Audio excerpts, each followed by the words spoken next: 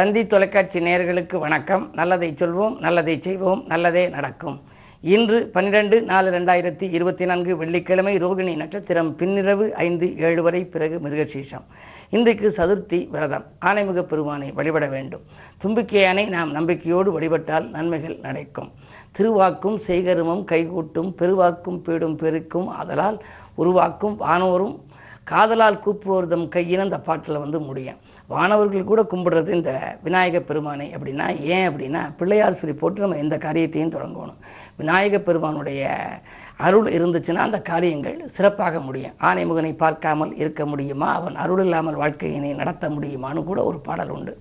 எல்லாருமே முதல்ல ஒரு காவியம்னு எழுதுனா அதில் முதல்ல காப்புன்னு போட்டு விநாயகர் காப்புன்னு போடுவாங்க.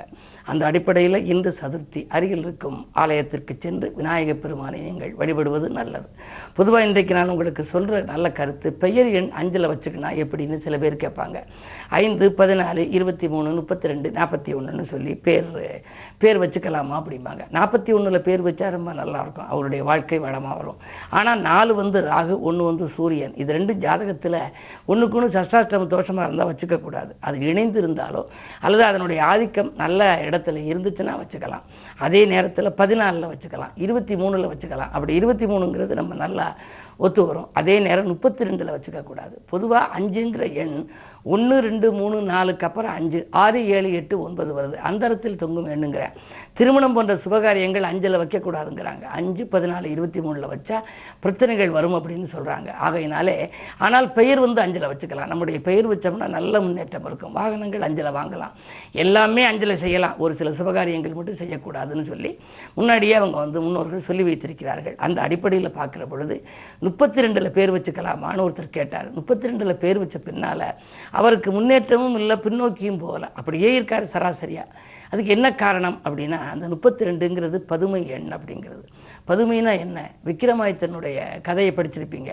அவர் சிம்மாசனம் ஏறுகிற பொழுது இங்கிட்டு 16 பொம்மை, இங்கிட்டு 16 பொம்மை இருக்கும். 16 பதுமைகள், ஒவ்வொரு பதுமையும் ஒவ்வொரு கதை சொல்லும். சித்தரஞ்சன் கதை, அந்த கதை அப்படின்னு சொல்லி ஒவ்வொரு கதை சொல்லும். அந்த கதைக்கு அவர் விடை கூறி மேலே ஏறணும். அப்படி பதுமையாக இருப்பது என்றால் அப்படியே ஆடாமல் அசையாமல் இருப்பது பதுமை எண் அப்படிங்கிறது. அதற்குரிய அந்த 32ல் பெயர் வைத்து கொண்டவர்கள் அந்த பெயரை எப்படி மாற்றினால் நன்றாக இருக்கும், 32 என்பது எப்படிப்பட்ட எண் என்பதை பற்றிய கவிதைகளை தொடர்ந்து உங்களுக்கு தந்தி தொலைக்காட்சிகளை சொல்வேன் என்று சொல்லி இனி இந்திய ராசி பலன்களை இப்பொழுது உங்களுக்கு வழங்கப் போகின்றேன். மேசராசி நேயர்களே, மனக்குறையகன்று மகிழ்ச்சி கூடுகின்ற நாள் இந்த நாள். உங்களுடைய ராசியிலேயே குரு இருக்கிறார், 9ஆம் இடத்திற்கு அதிபதி. பொதுவாக பாக்கியாதிபதி ராசியில் இருக்கின்ற பொழுது எல்லா பாக்கியங்களும் கிடைக்க வேண்டும். எனவே தொட்டது துலங்கும். நண்பர்கள் நல்ல தகவலை கொடுப்பார்கள்.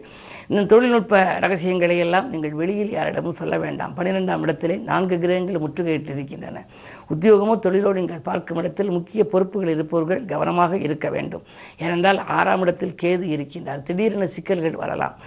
ஆயினும் ராசியில் குரு இருப்பதால் கடைசி நேரத்தில் அதிலிருந்து பிரச்சனைகளிலிருந்து விடுபடும் வாய்ப்பு உண்டு. என்றாலும் கொஞ்சம் மனக்கவலையும் உங்களுக்கு அதிகரிக்கலாம். இன்று சதுர்த்தி என்பதனாலே ஆனைமுகனை வழிபடுவது நல்லது. ரிஷபராசி நேயர்களே, உங்களுக்கு இன்று சந்திரன் உச்ச சந்திரனால் உன்னத வாய்ப்புகள் சேருகின்ற நாள். உற்சாகத்தோடு பணிபுரிவீர்கள். தொழில் முன்னேற்றம் உண்டு. திட்டமிட்ட காரியங்களை சிறப்பாக செய்து முடிப்பீர்கள். வியாபாரத்திலே கணிசமான லாபம் கைகளிலே புரளும். புதிய கூட்டாளிகள் இணைவர். மிதுனராசி நேயர்களே, உங்களுக்கெல்லாம் இன்று சிறு சிறு பிரச்சனைகளை சந்திக்கின்ற நாள். சில்லறை தொல்லைகளும் உங்களுக்கு உண்டு. உடல்நிலையிலும் கொஞ்சம் கவனம் தேவை. நரம்பு எலும்பு சம்பந்தப்பட்டவை, கைவலி, கால்வலி, மூட்டு வலி, கழுத்து வலி போன்றவர்கள் ஏற்படலாம். ஆரோக்கிய தொல்லையால் மட்டும் அவதிப்படுவது அல்ல, பணிபுரியும் இடத்திலேயே கூட சக பணியாளர்களால் பிரச்சனைகள் வரலாம். கவனம் தேவை. கடகராசி நேயர்களே, உங்களுக்கெல்லாம் இன்று வியக்கும் தகவல் வீடு சேருகின்ற நாள். தொழில் மாற்றம், இடமாற்றங்கள் உண்டு. 10லே குரு இருப்பதனாலே பதவி மாற்றங்கள் உண்டு. நீங்கள் எந்த இலக்கை அடைய வேண்டும் என்று நினைத்தீர்களோ, உத்தியோகத்தில் கூட இந்த இலாகாவிலிருந்து அடுத்த இலாகாவுக்கு மாறலாமா, மேலதிகாரிகள் ஒத்துழைப்பார்களா என்று நினைத்தவர்களுக்கு இன்று எதிர்பார்த்த மாற்றங்கள் கிடைக்கலாம். மாலை நேரம் பயணம் மகிழ்ச்சி தரும். சிம்மராசி நேயர்களே, உங்களுக்கெல்லாம் இன்று சுகங்களும் சந்தோஷங்களும் கூடும் நாள். சுற்றத்தார் வரவால் நீங்கள் மகிழ்ச்சி அடையப் போகின்றீர்கள். குரு பார்வை ராசியில் பதிகின்ற பொழுது கல்யாண கனவுகள் நனவாகும். கடமையில் இருந்து தொய்வு அகலும். பிள்ளைகளாலும் உதிரி வருமானங்கள் உண்டு. கன்னிராசி நேயர்களே, உங்களுக்கு இன்று தேவைகள் பூர்த்தியாகும் நாள். தெளிந்த சிந்தனையோடு செயல்படுவீர்கள். நினைத்த காரியத்தை நினைத்த நேரத்தில் செய்து முடிப்பீர்கள். வாழ்க்கை துணைக்கு படித்து முடித்து வேலையில்லாமல் இருக்கிறார்கள் என்று ஏற்பாடு செய்தால் இன்று வேலையும் கிடைக்கும். உதிரி வருமானங்கள் வருவதற்கான வாய்ப்பு உண்டு. அயல்நாட்டு முயற்சியிலும் அனுகூலம் கிடைக்கும். துலாம் ராசி நேயர்களே, உங்களுக்கு சந்திராஷ்டமம். எது செய்தாலும் உங்களுக்கு யோசித்து செய்ய வேண்டும்.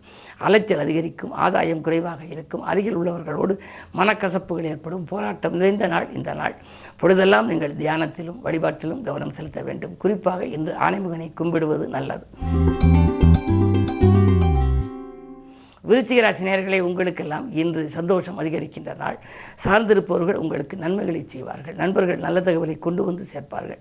நீங்கள் தேர்ந்தெடுத்த களம் எதுவாக இருந்தாலும் அதில் வெற்றி உண்டு. வரவும் செலவும் உங்களுக்கு திருப்திகரமாகவே இருக்கப் போகிறது. குரு பார்வை 2இல் பதிவதால் கொடுக்கல் வாங்கல்கள் சரளமாக இருக்கும். திட்டமிட்ட காரியங்களை சிறப்பாக செய்து முடிப்பீர்கள். கணிசமான தொகை கைகளிலே புரளப் போகின்றது. அது மட்டுமல்ல, உங்கள் ராசிக்கு 5ஆம் இடத்திலே சூரியன், புதன், சுக்கிரன். பிள்ளைகளால் உங்களுக்கு நன்மைகள் ஏற்படும். இதுவரை படித்து முடித்த பிள்ளைகளுக்கு ஏதேனும் ஒரு வேலைக்கு ஏற்பாடு செய்திருந்தால் அந்த முயற்சி கைகூடலாம். இன்று யோகமான நாள். தனுசு ராசி நேயர்களே, உங்களுக்கெல்லாம் குரு பார்வை இருப்பதனாலே எல்லா வழிகளிலும் நன்மை கிடைக்கும். கூடுதல் லாபம் தொழிலே உண்டு. உத்தியோகம் மேலதிகாரிகளாக இருப்பவர்கள், இதுவரை உங்களுக்கு இடையூறாக இருந்தவர்கள் இன்று மாற்றப்படலாம். அவர்கள் வேறு இடத்துக்கு மாறக்கூடிய சூழலும் உங்களுக்கு ஒரு நிம்மதியும் கூட கிடைக்கும். 4ஆம் இடத்திலே ராகு இருப்பதால் ஆரோக்கியத்தில் மட்டும் கொஞ்சம் கவனம் தேவை. திடீரென வயிற்று பிரச்சனைகள் உருவாகலாம். பயணங்களை கூட ஒரு சிலர் மாற்றியமைக்க நேரிடும். மகர ராசி நேயர்களே, உங்களுக்கெல்லாம் ஆரோக்கியத்தில் அக்கறை செலுத்த வேண்டிய நேரம். அது மட்டுமல்ல, ஆகாரத்தில் கட்டுப்பாடு செலுத்தினால் ஆரோக்கியம் சீராகும். வாக்குஸ்தானத்தில் செவ்வாய் சனி சேர்க்கை. கொடுத்த வாக்கை காப்பாற்ற இயலாது. உடன்பிறப்புகள் எதிரியாக மாறலாம். கடன் சுமை கூடிக்கொண்டே போகிறது என்று ஒரு கடனை அடைக்க மற்றொரு கடன் வாங்கும் சூழல் கூட உண்டு. கவனம் தேவை. கும்பராசி நேயர்களே, உங்களுக்கெல்லாம் வாகனம் வாங்கும் முயற்சியில் மனதை செலுத்தும் நாள். இன்று வரவும் செலவும் சமமாக இருக்கும். இடம் வாங்கியதை விட்டுவிட்டோமே, புதிய இடம் மீண்டும் வாங்க முடியுமா என்று சிந்தித்தவர்களுக்கு இன்று மீண்டும் வாங்கும் யோகம் உண்டு. சொத்துக்கள் வாங்குவது விற்பது பற்றிய சிந்தனை அதிகரிக்கின்ற நாள் இந்த நாள். சொந்தங்களால் உங்களுக்கு ஒரு சில நன்மைகள் ஏற்படும். மீனராசி நேயர்களே, ஜென்மத்தில் ராகு 7இலே கேது இருப்பதால் பணவரவில் தடைகள் ஏற்படும். வாங்கல் கொடுக்கல்களில் தடுமாற்றங்கள் உருவாகலாம். ஒரு தொகை செலவழிந்த பின்னரே அடுத்த தொகை உங்கள் கரங்களில் புரளும். இன்று வெள்ளிக்கிழமை என்பதனாலும் அதே நேரத்தில் சதுர்த்தி என்பதனாலும் ஆனைமுகப் பெருமானை வழிபடுவதன் மூலம் பிரச்சனைகளிலிருந்து நீங்கள் விடுபட இயலும். நண்பர்களை நம்பி செயல்பட இயலாத நாள் இந்த நாள். மேலும் விவரங்கள் அறிய தினத்தந்தி படியுங்கள்.